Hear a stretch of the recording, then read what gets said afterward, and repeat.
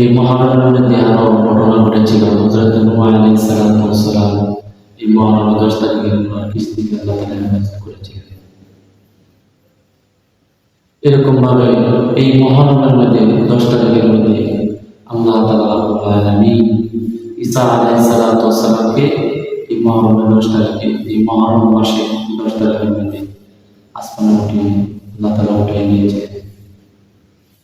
আবার আরেকটি ঐতিহ্যবাহী ঘটনা, ঐতিহাসিক ঘটনা ঘটেছিল মহারমের 10 তারিখে। আল্লাহ তাআলা রাব্বুল আলামিন এই মহারমের 10 তারিখে আল্লাহ রাসূলের নাতি হযরত হুসাইন রাদিয়াল্লাহু তাআলা কারবালা ঘটনার ইতিহাস এই 10 তারিখে বর্ণনা করেছে। আল্লাহ তাআলা রাব্বুল আলামিন এই মহারম মাস সম্মানিত মাস, এজন্য এটার প্রতি মর্যাদা করা, মর্যাদা দেওয়া, এটার প্রতি সম্মান প্রদর্শন করা এটা ইমানি দায়িত্ব। আল্লাহ তাআলা রাব্বুল আলামিন এই মহারম মাসে হাদিস শরীফের মধ্যে আল্লাহ রাসূল সাল্লাল্লাহু আলাইহি ওয়াসাল্লাম বলেন যে 4টি কাজ আল্লাহ রাসূল কখনো চায় না জীবদ্দশায়। এই হাদিসটি বর্ণনা করেছেন আম্মা জান হাফসা রাদিয়াল্লাহু তাআলা আনহা।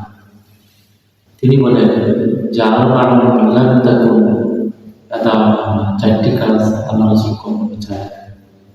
প্রথম নম্বর আল্লাহ রাসূল বলেছেন ইয়াউমা আশুরা, আশুরার দিনের রোজা।